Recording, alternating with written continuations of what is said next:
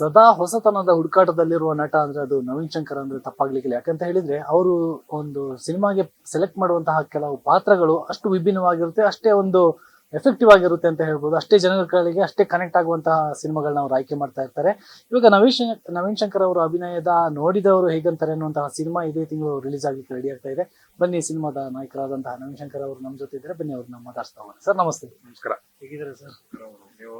ಚೆನ್ನಾಗಿದ್ದೀನಿ ಸರ್. ನೋಡಿದವರು ಏನಂತಾರೆ? ಸೊ ಈ ಕಥೆಯನ್ನು ಕೇಳಿದಾಗ ನೀವು ಆ ಕಥೆಯಲ್ಲಿ ಏನ ನೋಡಿ ನಾವು ಮಾಡೋಣ ಅಂತ ಅನ್ಕೊಂಡ್ರಿ ಸರ್? ಸಿನಿಮಾ ಕತೆ ಮತ್ತೆ ಪಾತ್ರ, ಆಮೇಲೆ ಸಿನಿಮಾದಾಗ ಏನ್ ಹೇಳಕ್ ಹೊಂಟಾರ ಅಷ್ಟು ವಿಷಯಗಳು ಇಷ್ಟ ಆಗಿತ್ತು. ಆಮೇಲೆ ಟೆಕ್ನಿಕಲ್ ಟೀಮ್ ಚಲೋ ಇತ್ತು, ಒಳ್ಳೆ ಕಾಸ್ಟಿಂಗ್ ಇತ್ತು. It's a perfect team. So ಆಮೇಲೆ ನಿರ್ದೇಶಕರು ಈ ಕತೆಗೆ ಏನ್ ಹೇಳ್ಬೇಕು ಅಂತ ಹೊಂಟಾರಲ್ಲ ಆ ವಿಷಯಗಳು ಕೂಡ ಬಹಳ ಇಷ್ಟ ಆದ್ವು. ಬರವಣಿಗೆ ಬಹಳ ಚಲೋ ಇತ್ತು. ಸೊ ಅದಿಷ್ಟ ಆಯ್ತು. ಒಂದು ನಟನಿಗೆ ಸರ್ ಒಂದು ಪಾತ್ರವನ್ನು ಮಾಡ್ಬೇಕಾದ್ರೆ ಆ ಪಾತ್ರದ ಒಳಗಡೆ ನಾವು ಜೀವಿಸಬೇಕಾದ್ರು ಅಥವಾ ಜೀವಿಸಿದ ನಂತರ ಕೂಡ ಆ ಪಾತ್ರ ಕೆಲವೊಂದ್ಸಲ ತುಂಬಾ ಕಾಡುತ್ತೆ. ಸೊ ಈ ಸಿನಿಮಾದಲ್ಲಿ ನಿಮ್ಗೆ ಸಿದ್ಧಾರ್ಥ ಪಾತ್ರ ಎಷ್ಟು ಕಾಡ್ತಾ ಇತ್ತು ಸರ್? ಸಿದ್ಧಾರ್ಥ ಆಮೇಲೆ ಇದನ್ನ ಶೂಟ್ ಮಾಡಿದ ಟೈಮ್ ಲೈನು ಕೂಡ ಬಹಳ ಸ್ಟ್ರೆಚ್ ಆಗಿತ್ತಲ್ಲ. ಅಂದ್ರೆ ಬಹಳಷ್ಟು ದಿನಗಳವರೆಗೂ ಶೂಟಿಂಗ್ ಮಾಡಿದ್ವಿ.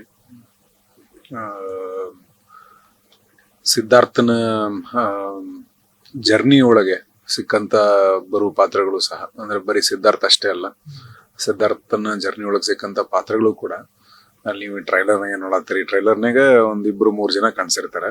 ಬಟ್ ಅದು ಹೊರತಾಗನು ಅಲ್ಲಿ ಸಿಗುವಂತ ಪಾತ್ರಗಳೇನಿರ್ತಾವಲ್ಲ, ಆಲ್ಮೋಸ್ಟ್ ಯಾರು ಬೆಟ್ ಹಾಕಿನಿಲ್ಲ ಅವ್ರು ಇದಾರೆ, ಟ್ರೈಲರ್ನಾಗ ಇದಾರೆ. ಅಲ್ಲಿ ಬರೋ ಪಾತ್ರಗಳು, ಅವರು ಮಾತಾಡಿದ ಮಾತುಗಳು ಕೂಡ ಬಹಳಷ್ಟು ದಿನಗಳೊಳಗೂ ಹಂಗೆ ಉಳ್ಕೊಂಡಿದ್ವು. ಅಂಡ್ ಕ್ಯಾರೆಕ್ಟರ್ದ ಎಸೆನ್ಸ್ ಇರುತ್ತಲ್ಲ ಪ್ರತಿ ಪಾತ್ರದಾಗೂ, ಅದ್ರ ಸಣ್ಣ ಎಸೆನ್ಸ್ ಹಂಗೆ ಉಳ್ಕೊಂಡಿರುತ್ತೆ. ಸರ್, ಇನ್ನು ಸಿನಿಮಾದಲ್ಲಿ ಸಾಧ್ಕೋಕಿಲ್ಲ ಸರ್ ಅವರು ಒಂದು ಹಾಡನ್ನ ಕೂಡ ಹಾಡಿದ್ದಾರೆ. ಸೊ ಅವ್ರ ಜೊತೆ ವರ್ಕ್ ಮಾಡಿದ ಒಂದು ಎಕ್ಸ್ಪೀರಿಯನ್ಸ್ ಅಥವಾ ಹಾಡೋದನ್ನ ನೀವು ನೋಡಿದ್ರ? ನಾವು ಜಸ್ಟ್ ಕೇಳ್ತಾ ಇದೀವಿ ಅಥವಾ ವಿಜುವಲ್ಸ್ ನೋಡ್ಬೋದು, ಬಟ್ ನೀವು ಲೈವ್ ಆಗಿ ನೋಡಿದ್ರ? ಸೊ ಆ ಒಂದು ಎಕ್ಸ್ಪೀರಿಯನ್ಸ್ ಹೇಗಿತ್ತು? ಇಲ್ಲ, ರೆಕಾರ್ಡಿಂಗ್ ಟೈಮ್ನಾಗ ನಾ ಇರ್ಲಿಲ್ಲ, ನಂದು ಬೇರೆ ಶೂಟಿಂಗ್ ನಡೆದಿತ್ತು. ಬಟ್ ರೆಕಾರ್ಡ್ ಆಗಿದ್ದ ದಿವ್ಸನೇ ಇವ್ರು ಕಳ್ಸಿದ್ರು ನಂಗೆ ಒಂದು ಫಾರ್ಮೆಟ್ನಾಗ, ವಾಟ್ಸ್ಆಪ್ನಾಗ ಕಳ್ಸಿದ್ರು. ಕೇಳಿ ಅಲ್ಲೇನೆ ಬಹಳ ಖುಷಿ ಆಗಿತ್ತು ನಮ್ಗೆ. ಆಮೇಲೆ ಎವ್ರಿ ಟೈಮ್ ಅದಕ್ಕೂ ಮುಂಚೆ ಟ್ರ್ಯಾಕ್ ಇರುತ್ತಲ್ಲ, ಟ್ರ್ಯಾಕ್ ಹಾಡಿದ್ದಿರುತ್ತಲ್ಲ, ಅದು ಕೇಳಿದಾಗ್ಲೂ ಖುಷಿ ಆಗೋದು. ಆಮೇಲೆ ನಾನು ಶೂಟ್ ಮಾಡ್ಬೇಕಾದ್ರೆ ಅದನ್ನ ಪ್ಲೇ ಮಾಡ್ಕೊಂಡು ಇರ್ತಿದ್ದೆ, ಕಂಪೋಸ್ ಆಗಿರೋ ಮ್ಯೂಸಿಕ್ನ. ಸಾಧು ಸರ್ ಹಾಡಿದ್ಮೇಲೆ ಅದು ಕಂಪ್ಲೀಟ್ಲಿ ಎನ್ಹಾನ್ಸ್ ಆಗ್ಬಿಡುತ್ತೆ ಇನ್ನು. ಅಂದ್ರೆ ಅವ್ರ ವಾಯ್ಸ್ ಒಳಗೆ ಆತರ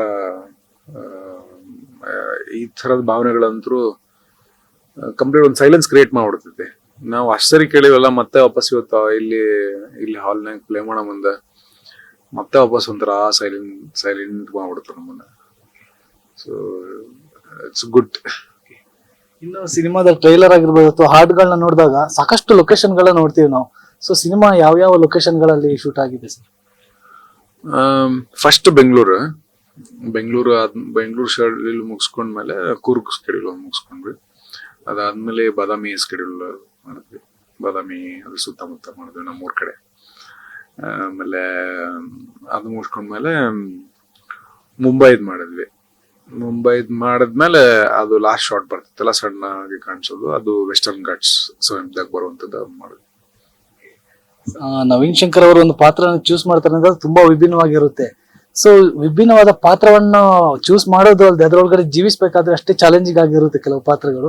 ಸೊ ನವೀನ್ ಶಂಕರ್ ಅವ್ರು ಯಾವ ರೀತಿ ತಯಾರಿ ಮಾಡ್ಕೋತಾರೆ? ಇದು ಆಕ್ಚುಲಿ ಆಕ್ಟಿಂಗ್ ಕ್ಲಾಸ್ ಯಾರಾದ್ರೂ ಮಾಡ್ತಾ ಇದ್ದಾರೆ ಅವ್ರಿಗೂ ಒಂದು ಟಿಪ್ಸ್ ಅನ್ನೋ ತರನು ಆಗ್ಬೋದು. ಸೊ ಯಾವ ತರ ತಯಾರಿ ಇರುತ್ತೆ?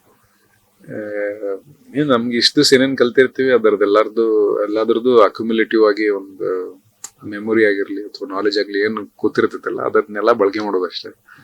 ಆಮೇಲೆ ಚಲೋ ಆಕ್ಟರ್ಸ್ ಜೊತೆಗೆ ಆಕ್ಟ್ ಮಾಡಿರ್ತೀವಿ. ರಘು ಸರ್, ಅಚ್ಯುತ್ ಸರ್, ಇವಾಗ ಈ ಸಿನಿಮಾದಾಗೆ ನಮ್ಮ ಪದ್ಮಾವತಿ ರಾವ್ ಮೇಡಮ್ ಆಗ್ಲಿ. ಸೊ ಮಾಡ್ತಾ ಅವರಿಂದ ಒಂಚೂರು ಕಲ್ತಿರ್ತೀವಿ. ಪಾತ್ರದ ತಯಾರಿ ಶುರು ಆಗೋದು ಸ್ಕ್ರಿಪ್ಟ್ ಇಂದ. ಎಲ್ಲಾ ಇನ್ಪುಟ್ಸ್ಗಳು ಸ್ಕ್ರಿಪ್ಟ್ನಾಗ ಇರ್ತೈತಿ. ಅದ್ರ ಜೊತೆಗೆ ಡೈರೆಕ್ಟರ್ ಇರ್ತಾರಲ್ಲ, ಸೊ ನಾನು ಹಿಂಗ್ ಅನ್ಕೊಳತ್ತೀನಿ, ಈ ತರ ಅನ್ಕೊಳತ್ತೀನಿ ಅಂತ ಅನ್ಕೊಂಡು ಅವ್ರ ಇನ್ಪುಟ್ಸ್ ಸಿಗುತ್ತೆ. ಅದಾದ್ಮೇಲೆ ಪಾತ್ರದ ಹಿನ್ನೆಲೆ ಬರ್ಕೋತೀವಿ, ಬ್ಯಾಕ್ ಸ್ಟೋರಿ, ಪ್ರೆಸೆಂಟ್ ಏನ್ ನಡತೈತಿ ಅದು ಸ್ಕ್ರಿಪ್ಟ್ನ ಇರ್ತೈತಿ. ಪಾಸ್ಟ್ನಾಗ ಏನಾಗಿತ್ತು ಅದನ್ನ ಡೈರೆಕ್ಟರ್ ಕಡೆಯಿಂದ ತಿಳ್ಕೊಬೇಕು.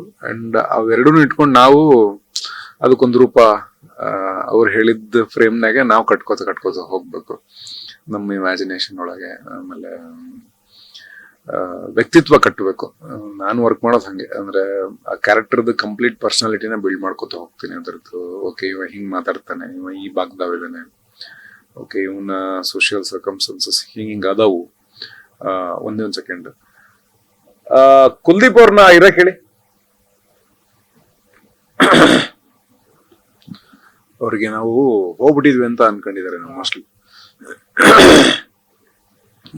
ಒಂದ್ ಪರಿಪೂರ್ಣವಾದಂತ ವ್ಯಕ್ತಿತ್ವನ ಕಟ್ತಾ ಹೋಗ್ತೀವಿ.